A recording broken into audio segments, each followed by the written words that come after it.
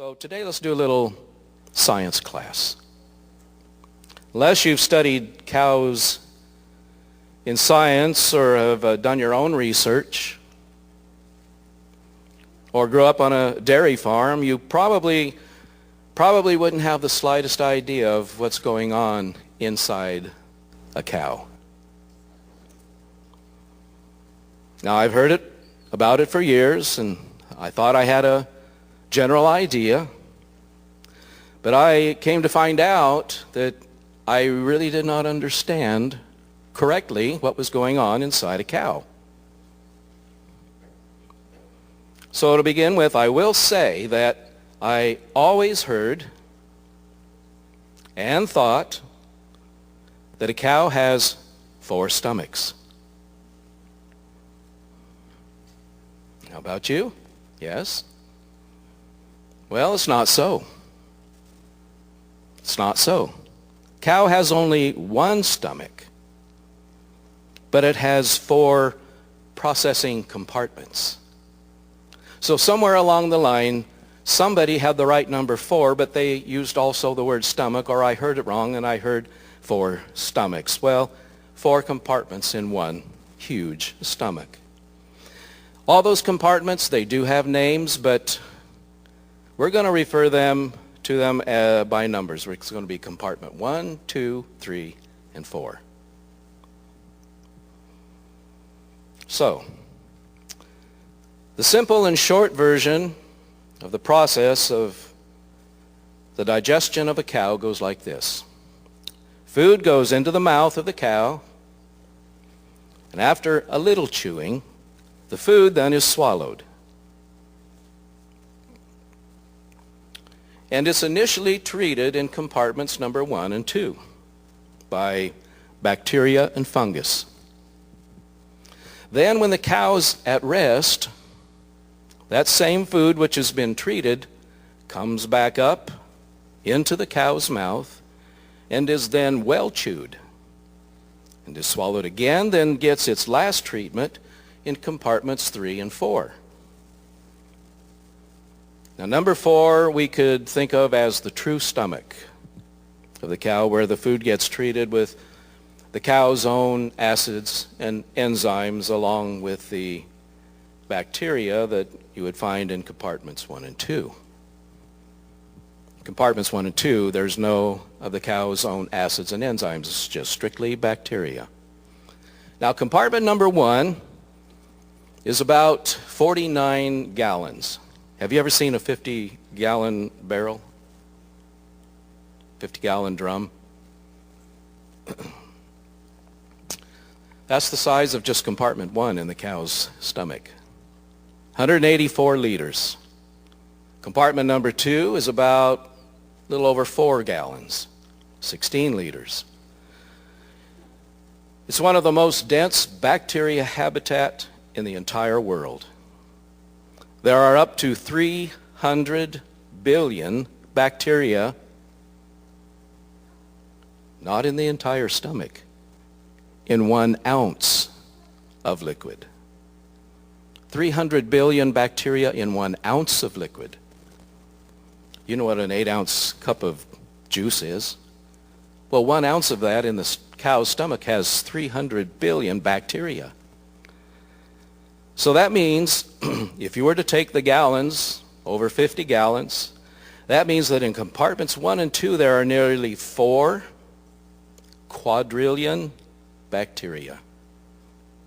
And that's just 1 cow. That's a number of 4 followed by 15 zeros. Now in these compartments the cow has none of its own acids and enzymes, because here only the bacteria work. Fibrous plants that they eat, the grasses, whatever they find out in the field, those cannot be digested by the enzymes and the acids of the cow alone. Only broken down, fibrous plants are only broken down by bacteria. And in fact, there are no mammals that can digest fiber without bacteria.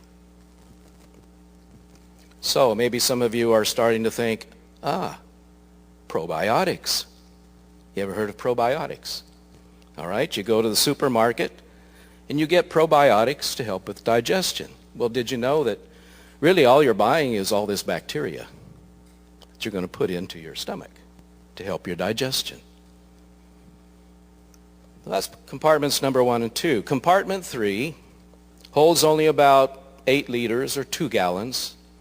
It's made of many layers of tissue which serve to absorb water for the cow.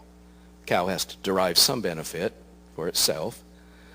And those layers work as a filtration system for the cow to only allow fine particles of digested feed and some fluid to pass on to compartment 4. Now, as I said before, compartment 4 is what we would think of as the true stomach. It holds about 7 gallons, 27 liters, and this compartment has basically the same function as the stomach in simple-stomached animals like pigs, humans. And it's here that the cow's own stomach acids and enzymes, along with the bacteria, are used to further digest the feed before it passes on to the intestines, just like we're familiar with. Now, one byproduct of all this processing we are familiar with. It's called gas. Lots of it, but most of the gas does not leave the body in the way we might think it would. You know, right? In the way absolutely no one's going to take responsibility for if it happens, right? No. So, for cows, in this process of what's called rumination, much if not most of the gases escape through the mouth with constant burping and belching. But if a problem occurs and the cow cannot release the gas, it can bloat or swell up.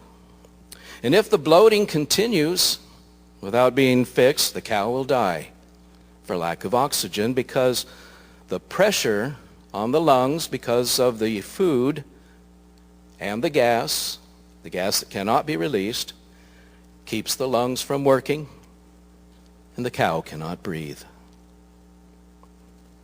So there you have it. We've covered the 4 compartments of the cow's stomach, but there is a step in the cow's digestion that has not been fully mentioned yet. Remember, in our digestion summary at the beginning, we said that after compartments 1 and 2 have done the work, food then comes back into the cow's mouth. Well, that particular process is called rumination. It's the process where the cow, like birds who feed their young, the cow regurgitates or vomits or throws up the previously consumed feed, and it chews it a second time. Now, the rechewed feed with the saliva is then in the mouth formed into small little balls, and then they're swallowed again. And in this new form, the food passes to compartments 3 and 4, and there the digestion process is completed. Now, this ruminating, where the food passes from the compartments back up to the mouth, usually happens when the cow is full and stops eating and then just rests. So once compartments 1 and 2 are sufficiently full, the pressure of food and gas against the wall of compartment 1 stimulates the cow to ruminate. Remember, ruminate is just to push the food back up or to vomit the food. The amount of time a cow spends ruminating in rest is actually more than the initial time of eating. So that's it. So I'll give you about 6.5 seconds to decide what part of this digestion process I'm going to apply to us good old humans. Compartment 1, compartment 2, compartment 3 or 4, or rumination. If you chose compartment 1, then you were wrong. Actually, the correct answer is rumination, ruminating. Now you might wonder, how so? Because do we swallow food and then bring it back up again just to chew it some more? No. Well, I have to admit, I've seen some babies do it. So that's why we have bibs. But did you know the rumination does also apply to humans? But not in the physical sense like the cow. By the way, did you know that there are more ruminant animals? Goats, sheep, giraffe, deer, gazelles, antelopes. They all ruminate. But as it applies to humans, the dictionary defines rumination as to think about, to consider, to give thought to, and to meditate on. So obviously, these things all have to do with our mind. But that's only the good part. There's also a bad part. The dictionary also defines rumination as to brood over, to agonize over, to worry about, or to dwell on something unpleasant without stopping. Now, the first list, obviously, were positive definitions, and the second list were negative definitions. Now, we're going to consider only list number 2, the bad ones, and that's because that list is a destroyer to each one of us. So I want to read it again. To brood over, to agonize over, to worry about, or to dwell on something unpleasant without stopping. So it might be a legitimate question, how is this like the ruminating of the cow? Well, it's when we keep bringing back up, or we keep vomiting up stuff of the past, the negative things done and said, and we keep chewing on them. The big problem with us is often that we can never get it digested and be over and done with it. It just keeps reappearing. And we go to ruminating again over the same old stuff. Now, I want to read an article about this ruminating business. It's called Combating Negative Rumination. Now, this is a secular article from a psychologist. Why ruminating is unhealthy and how to stop. Ruminating is like a record that's stuck and keeps repeating the same lyrics. It's replaying an argument with a friend in your mind. It's retracing past mistakes. When people ruminate, they overthink or obsess about situations or life events such as work or personal relationships. Research has shown that rumination is associated with a variety of negative consequences, including depression, anxiety, and overeating. Not surprisingly, ruminating conjures up more negative thoughts than positive. It becomes a very bad cycle. Research has found that when people ruminate while they are in a depressed mood, they remember more negative things that happened to them in the past.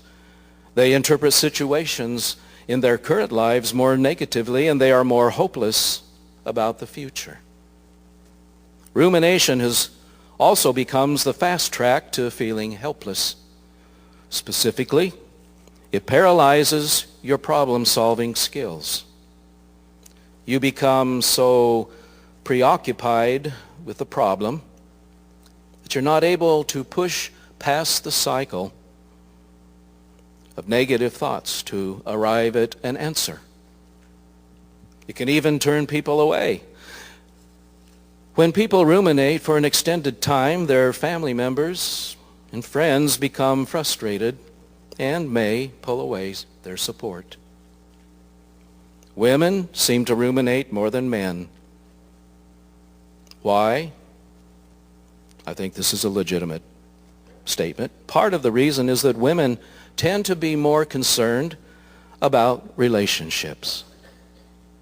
Personal relationships are great fuel for rumination. And ambiguities, uncertainties abound in relationships. You never really know what people think of you or whether they will be faithful and true. Now, there are essentially two steps. I'm still on the article. There are essentially two steps to stop or minimize rumination. Number one, engage in activities that foster positive thoughts. You need to engage in activities that can fill your mind with other thoughts, preferably positive thoughts. That could be anything from a favorite physical activity, to a hobby, to meditation, to prayer, interestingly. The main thing is to get your mind off your ruminations for a time so they die out and don't have a grip on your mind. Number two, problem solve. People who ruminate not only replay situations in their head, they also focus on abstract questions such as, why do these things happen to me? And what's wrong with me that I can't deal with the situation? Even if they do consider solving the situation, they conclude that there's nothing I can do about it anyway. So, instead, when you can think clearly, identify at least one concrete thing you could do to overcome the problems you're ruminating about. For instance, if you're uneasy about a situation at work, commit to calling a close friend so you can talk over solutions for the problem. Also, focus on the concrete parts of a situation and the improvements you can make. For instance, a person may wonder, what exactly did my boss say to me that upset me so much yesterday? And then come up with an answer such as, I could ask my boss to talk with me about how I could get a better performance evaluation. And there the article ends. Fortunately, God is a superior psychologist. Superior. He created our minds and our emotions. And fortunately, the great inventor has not left us to figure it out for ourselves. His word is all about dealing with our weaknesses. I want to take just two scripture passages to combat the issues of runaway emotions and the nonstop vomiting of negative thoughts. These passages you know well already. They're probably so familiar to you that you don't give them much thought because they've lost their novelty or their wow factor. You read it and say, yeah, I know that. But when you're desperate to find an answer to this problem of ruminating that invades your life, you need to see that they truly do provide the solution. First one, 2 Corinthians chapter 10, verses 3, 4, and 5. 2 Corinthians 10, verses 3, 4, 5.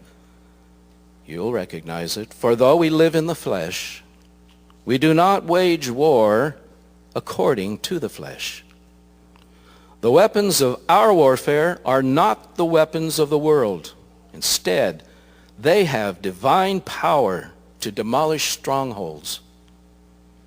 We tear down arguments and every presumption set up against the knowledge of God, and we take captive every thought to make it obedient to Christ.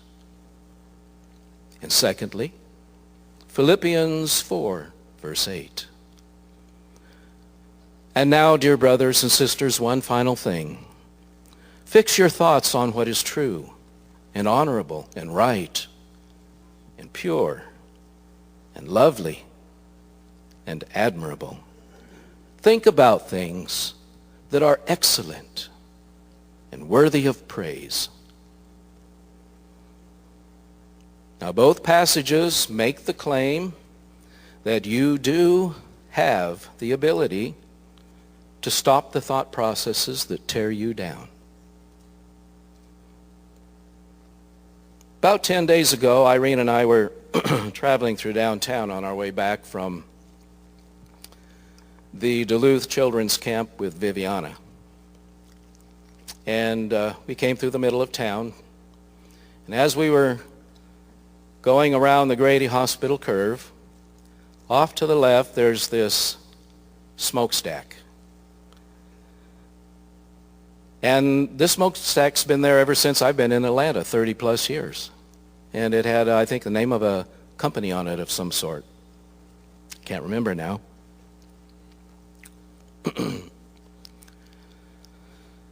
But as we were rounding the curve, we looked up at the smokestack, and she says, "Hey, look what that smokestack says.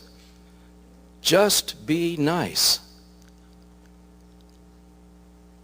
And I looked at that and said, "Hey, that's kind of new. I mean, we've been coming through town for years for different things, and I've never seen that before. Just be nice." And it really surprised us both, and I got to thinking about how those words made me feel. And they were right where all sorts of drivers on the interstate highway could see them.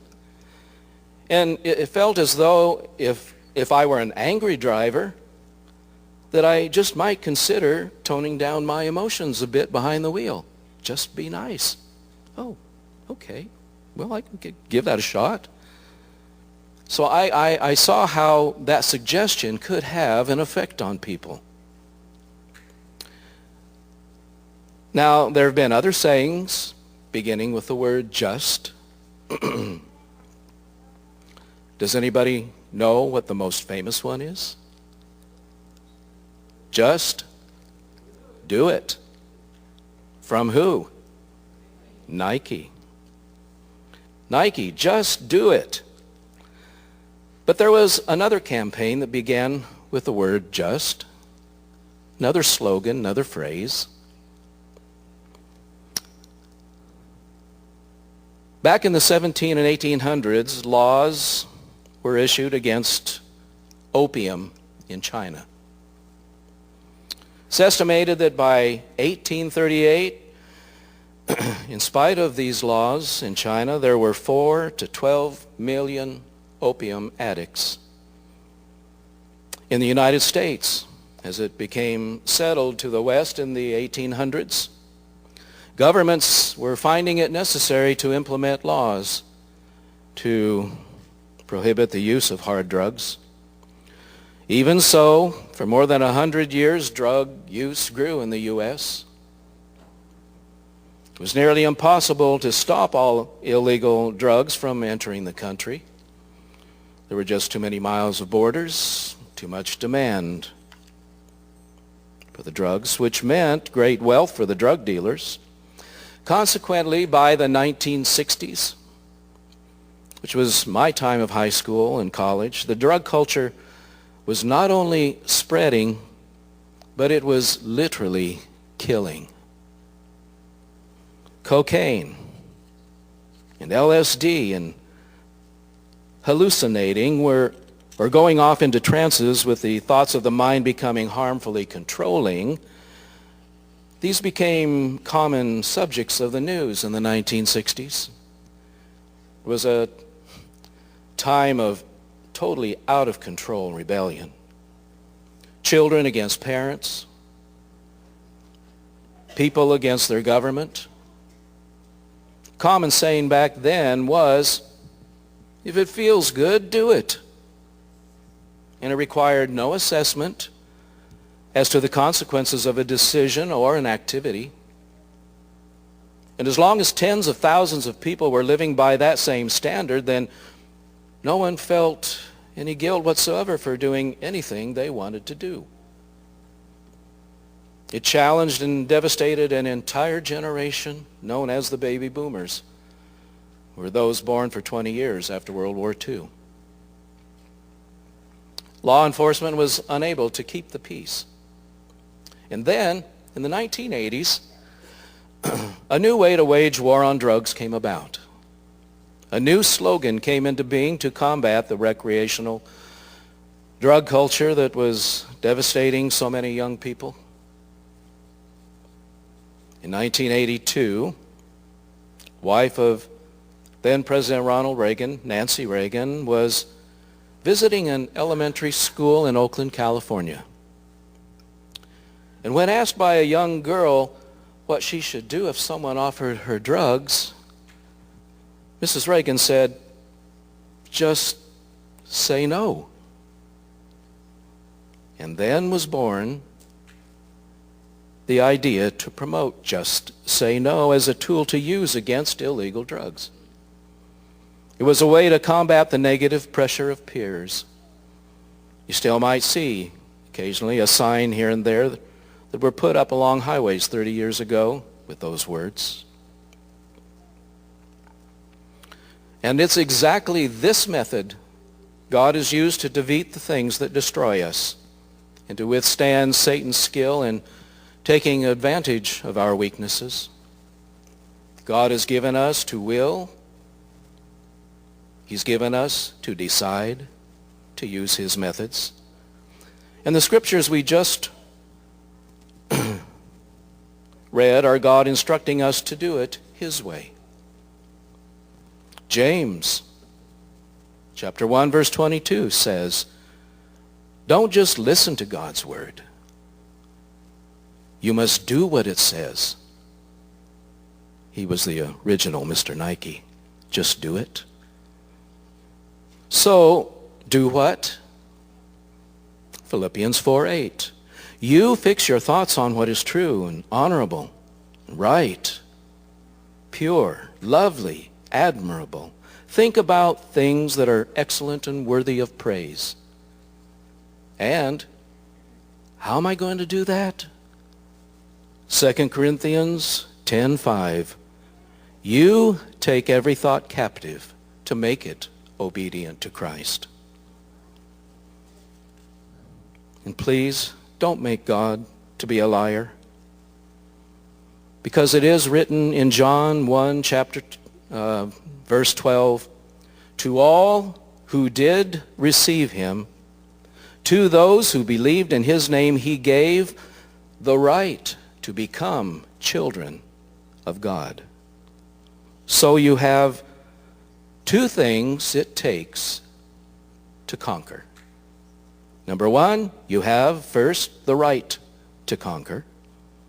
And second, you have been told the way to conquer. So no excuses. Do you remember we learned that the process of rumination in the cow takes place not while the cow's busy with eating and filling compartments 1 and 2, but it's after the compartments are full and the cow is at rest. When the cow is quiet, and then the ruminating begins.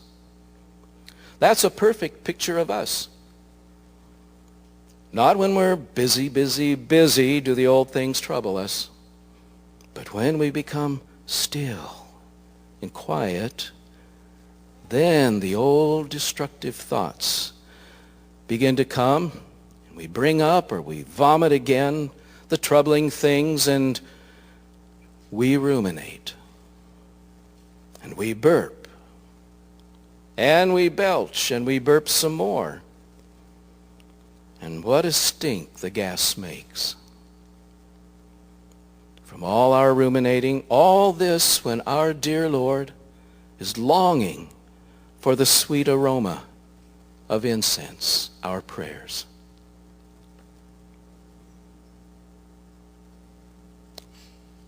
So, as we close now, and you enter back into your routine and your usual environments, I can guarantee this. If you feel ruminating beginning and you don't just say no, the work will not get done. If you don't purpose to do the Word of God, it won't get done.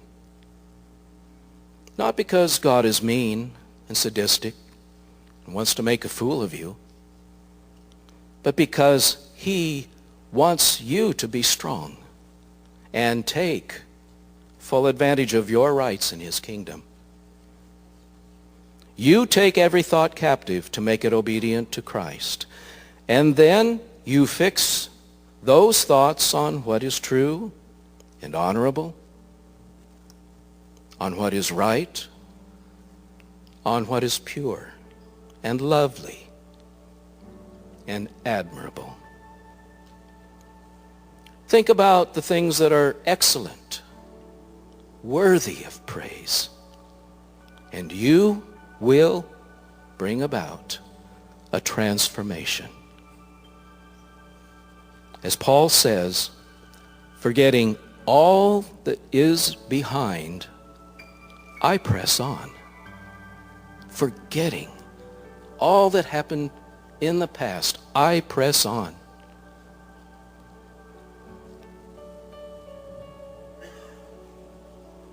And as both James and Nike say, just do it. There's nothing stopping you but yourself. Just do it because you have the right to become a child of God.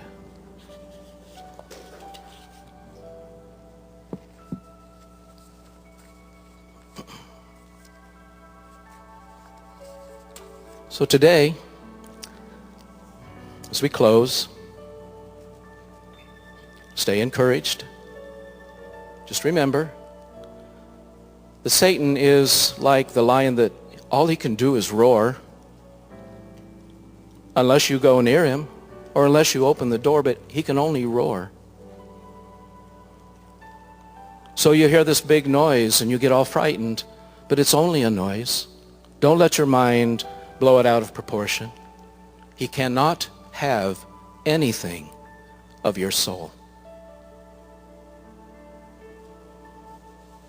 Only you can harm your soul. Only you. And only you can set up the defenses, because God is not going to do it for you. He will tell you how to do it, but He will not do it for you. You are to be a warrior. Warriors. Strong. Believing everything that was written. I said that Paul said that he forgot everything that was behind. We just read this morning in Acts at home that after Stephen was stoned, as Peter and all the disciples were being brought before the authorities, and they were questioning them as to, what are you doing preaching in the name of this man, Jesus? Well, Stephen had the opportunity to give up, and he gave the whole history. From the Torah, he gave the whole history of God's dealings from the beginning of Abraham, Isaac, Jacob, all the other patriarchs that followed, to these people who are angry. Well, the word did not convict them. It just angered them. And you all know what happened. Stephen was taken out and stoned. He was killed.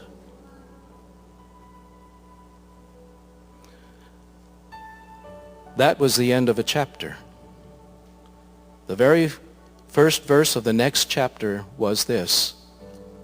And Saul kept charge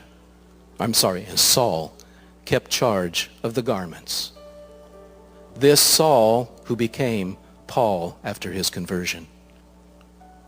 So what do you think in Paul's mind, this wonderful apostle? What do you think he had to deal with in his past? Not only did he have to convince some of the believers that he was for real, but he had to take care of his own memory and replaying over and over again the things that he did. He got to the place where he said, "Oh, I'm really happy to preach the gospel." I'm sure he found joy in it, but I don't think that was the basis on which he actually did it. He revealed why he preached the gospel. He says, "Woe to me if I do not preach the gospel." Because he knew what he did, and he knew how he was transformed. And out of that life came beauty, because he took control of his thoughts. He set everything that happened behind and left it there, and in his quiet time did not ruminate negatively. He said, if you're going to ruminate, do it positively. Think on the good stuff. Think on the good stuff. You have the control over that. So, I just say that as to encourage you when you go out the door and you deal with your life this week. Catch yourself up when you find the mind replaying the things that hurt, or the problems that are not yet solved, or the things that keep being stirred up.